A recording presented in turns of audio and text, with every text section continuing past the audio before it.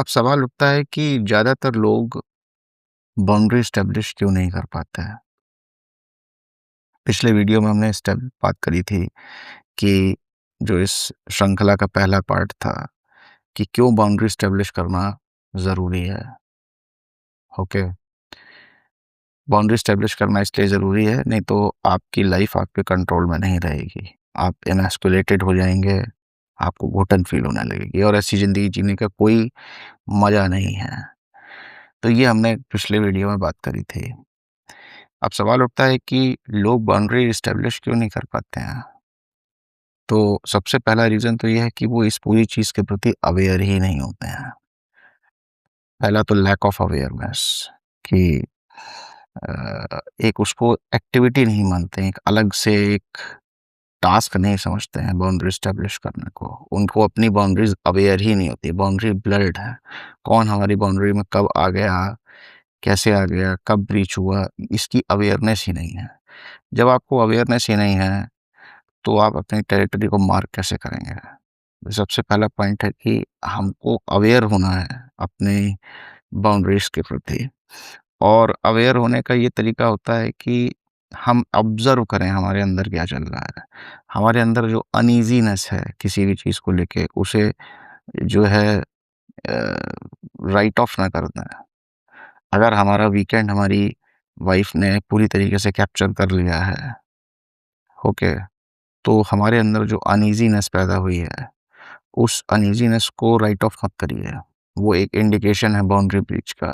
अगर मेरा बॉस बार-बार मुझे ऑफ़िस आवर्स के बाहर मेरे टाइम को ऑक्यूपाई कर रहा है, परेशान कर रहा है, तो ये एक इंडिकेशन है बाउंड्री ब्रीच का। मेरा बच्चा अगर मेरे बात को नहीं मान रहा है, ओके, और मुझे इससे अनईज़ीनेस फ़ील हो रही है, तो ये इंडिकेशन है एक बाउंड्री ब्रीच का। तो आपके अंदर की जो अनईज़ीनेस है, उसको कभी भी लाइटली मत लीजिए। वो एक इंडिकेशन है, उसके साथ अपना एक कनेक्शन बनाइए। किसी ने आपको ज़बरदस्ती किसी पार्टी में इनवाइट किया हुआ है, जहाँ आप बिल्कुल जाना नहीं चाहते, जिसकी कंपनी आप एन्जॉय ही नहीं करते हैं, मगर आपको जस्ट जाना पड़ रहा है एज़ एन ऑब्लिगेशन, तो उसको कभी भी राइट ऑफ मत करिए। वो आपकी बाउंड्री ब्रीच हो रही है, ठीक है? तो एक तो ये तरीका है कि हमको सबसे पहले क्यों बाउंड्री एस्टेब्लिश नहीं करते लोग? क्योंकि हमको सही पता ही नहीं होता कि हमारी बाउंड्रीज़ हैं क्या? हमारी अवेयरनेस का लेवल कम होता है, जिससे हमें समझ नहीं आता कि हमारी बाउंड्रीज़ कहाँ हैं। और दूसरा बात ये होती है कि हम लोग कॉन्फ्लिक्ट से डरते हैं, ठीक है? क्योंकि देखिए जब भी आप बाउंड्री एस्टेब्लिश करेंगे, आप अपनी ज़िंदगी में कुछ माइक्रो कॉन्फ्लिक्ट्स को इनवाइट कर रहे हैं। छोटे-छोटे, छोटे-छोटे कई कॉन्फ्लिक्ट होंगे। आप अगर बॉस की कॉल नहीं उठाएँगे, तो बॉस को पसंद नहीं आएगा। वो अगले दिन आपसे बोलेगा कि भाई तुमने मेरी कॉल क्यों नहीं उठाई? तो आप उसको कुछ बोलेंगे, you will have to handle that. ठीक है? तो आप अगर बीवी को बोलेंगे कि भाई ये वीकेंड मुझे अपना काम करना है, I have something on my own to do, या मैं कुछ भी नहीं करना चाहता हूँ, why I should give excuse to anyone for that matter. मुझे नहीं देना है एक्सक्यूज़, मुझे पूरे दिन घर पे पड़े रहना है, मुझे कहीं नहीं जाना है, that's it, without any any you know excuse. तो आपकी बीवी को अच्छा नहीं लगेगा, वो कुछ रेजिस्टेंस पैदा करेगी।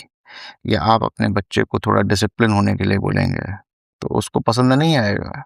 आप अपने माँ-बाप को बोलेंगे या रिश्तेदारों को बोलेंगे कि तुम मेरी पर्सनल लाइफ में इंटरफेयर मत करो और ये मेरा पर्सनल मैटर है, किसी को पसंद नहीं आएगा, ओके। जब पसंद नहीं आएगा तो आप यहाँ बेसिकली क्या कर रहे हैं, बाउंड्री एस्टेब्लिश करने के लिए माइक्रो कॉन्फ्लिक्ट्स क्रिएट करना ज़रूरी होता है।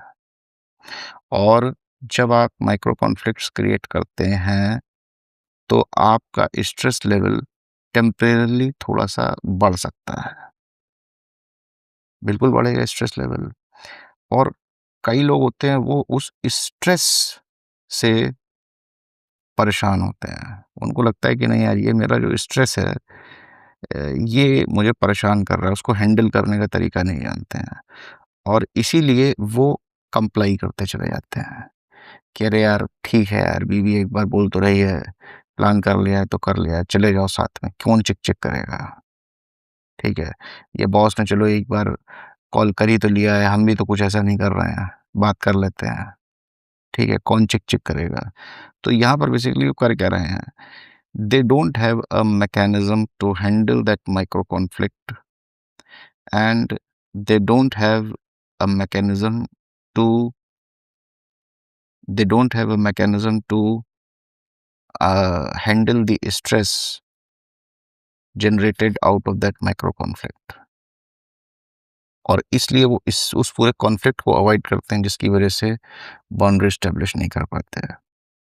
ओके, अब क्वेश्चन उठता है कि कॉन्फ्लिक्ट से स्ट्रेस क्यों पैदा होता है? कॉन्फ्लिक्ट से स्ट्रेस इसलिए पैदा होता है क्योंकि हम कॉन्फ्लिक्ट जो है उसमें अपना ईगो ले आते हैं। ईगो मत लाइए कभी कॉन्फ्लिक्ट में। स्ट्रेस कभी कॉन्फ्लिक्ट पैदा नहीं करता है, और स्ट्रेस पैदा करता है उस कॉन्फ्लिक्ट से साथ अटैच हुआ हमारा ईगो। जैसे मैं एक आपको एग्जांपल देता हूँ। एक सांप मेरे घर में घुस आया है, ठीक है? और ज़ाहिर-सी बात है, मैं सांप के साथ तो रह नहीं सकता हूँ। तो जैसे ही मैंने अपने घर में सांप को देखा, मेरा दिमाग बिल्कुल क्लियर है कि मुझे इस सांप को बाहर निकालना है। बाकी सारी एक्टिविटीज़ हॉल्ट पर हैं। First I have to get this snake out of my house. मगर मैं सांप को माँ बहन की गाली नहीं देने लग गया। मैं सांप के ऊपर एंग्री नहीं हूँ, ठीक है? मैं सांप के इस एक्ट को एक पर्सनल वायलेशन की तरह ट्रीट नहीं कर रहा हूँ। सांप की ये प्रवृत्ति है। सांप ऐसा ही है। उस बेचारे को एक ओपनिंग मिली और वो आपके घर में आ गया टहलते-टहलते। आप उसको बाहर कर दीजिए। उसने उसने आपकी बाउंड्री वायलेट करी है, बट वो कोई उसका एक पर्सनल वेंजेंस नहीं है, ठीक है? तो अब मेरा ईगो इस पूरे एक्टिविटी से डिटैच हो गया है। मुझे एक एक साँप का एक वो बाउंड्री वायलेशन दिख रहा है, मगर मेरा ईगो डिटैच हो चुका है, ठीक है? अब मैं क्या करूँगा? मैं बिल्कुल एक प्रिसिजन के साथ ये सोचूँगा कि what I am supposed to do to get him out.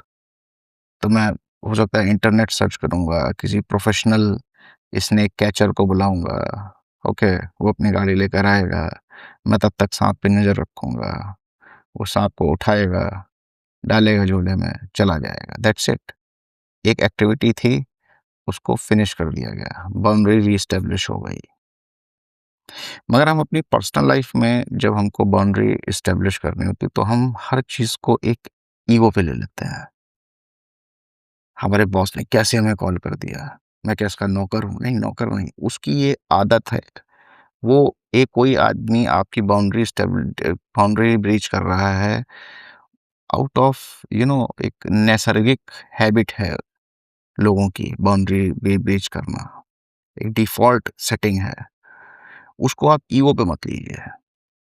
अगर आप बाउंड्री एस्टेब्लिश नहीं कर रहे हैं, आपका कोई वीकेंड का प्लान नहीं है अपना खुद का, तो दूसरा आदमी आपके वीकेंड के प्लान को ऑक्यूपाई कर लेगा, ठीक है? आपकी बीवी ने आपके बिहाफ़ पे प्लान बनाया है, ये इसलिए नहीं क्योंकि वो आपको मूर्ख समझती है, इसलिए क्योंकि वो ऐसा ही करेगी। आपने कभी अपनी बाउंड्री एस्टेब्लिश ही नहीं करी। जब बाउंड्री एस्टेब्लिश नहीं करी तो people will violate your boundaries. अब जैसे ही आप अपने ईगो को डिटैच कर देंगे कॉन्फ्लिक्ट से, आप कॉन्फ्लिक्ट को एक बड़े ही सर्जिकल प्रिसिजन के साथ देखेंगे कि why I want to create this conflict. और ये इतना इम्पोर्टेंट क्वेश्चन है कि when you ask why you want to create this conflict, इसका मतलब है आपके पास क्लियर गोल्स होने चाहिए। What I want to achieve out of that, ठीक है? हम जस्ट अपनी फ्रस्ट्रेशन रैंट करने के लिए किसी के साथ कॉन्फ्लिक्ट नहीं करते हैं। हमारे पास क्लियर गोल्स होने चाहिए। I want this, this, this, this, this, ठीक है?